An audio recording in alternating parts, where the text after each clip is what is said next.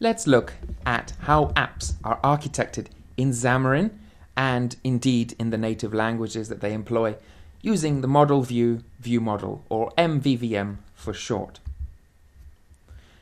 The first thing we need to know is that MVVM is a derivative of the model view controller, MVC. An MVC takes a model, so this is sort of the data layer of your app, and that model updates a view controller, and that controller informs the view that we as the user actually see.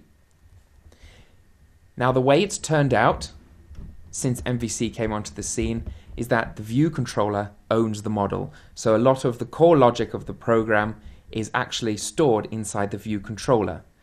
And from a programming point of view, that isn't exactly ideal for code reuse. So just in terms of a real world example, if you have a database or a web database and it's communicating with your app, which has a view controller on iOS or an activity on Android, and that is updating the screen of your phone. So let's look at that problem. And that problem is that most logic is stored inside the view controller or activity. And if we want to reuse it inside a different view, we have to rewrite it. And of course, that is never ideal. And so MVVM was the solution for this in some aspects. And MVVM is exactly like model view controller, MVC, except we have a model, and then we insert an extra layer, which is a view model, and that communicates with the view controller or activity, and then provides us with the view. Now, this is perfect for cross-platform development.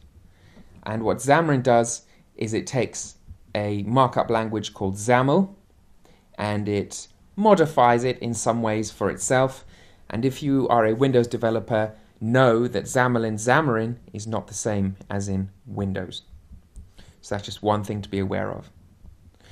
And then with each XAML file, you define the visual layout on your platform in a device or a operating system agnostic way.